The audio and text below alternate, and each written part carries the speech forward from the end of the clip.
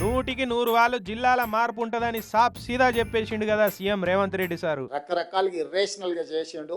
నిన్న మన అందరూ చర్చలు విజ్ఞప్తులు చేస్తారు, మా కొన్ని మండలాలు తీసి అనలేయండి, కొన్ని మండలాలు తీసి ఇన్లేయండి అని, లేకపోతే వరంగల్ అయితే వరంగల్ హన్మకొండ, మాది ఒకటే సిటీ 2 జిల్లాలు చేసిరు, మొత్తం మా ఉనికే మనుగడనే పోయింది, దాన్ని మొత్తం కలిపి ఒకటే జిల్లా చేయండి అని ఇట్లా రకరకాల డిమాండ్లు వస్తున్నాయి. అంటే ఇప్పుడు జిల్లాల మార్పు ఖాయమన్నట్టే కదా సార్.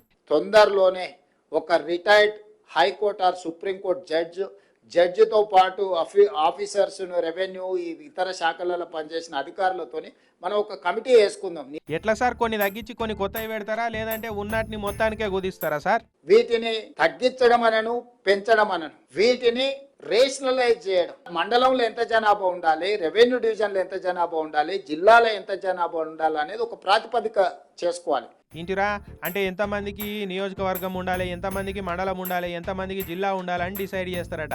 దానికోసం సింగిల్ జడ్జిని పెట్టి కమిషన్ వేసి రిపోర్ట్ తీసుకుంటారట. ఇక వాళ్ళు 6 నెలలు రాష్ట్రం అంతటా తిరిగి జనాలు ఏమేమి అనుకుంటున్నారో అన్ని అరుచుకుంటారట. దాని ప్రకారంగా మళ్ళా ఉన్న జిల్లాలను పాత జిల్లాలలో కలుపుడా, ఉన్న దాంట్లోనే ఉంచుడా, మండలాలు చేసుడా అన్నది డిసైడ్ చేస్తారట.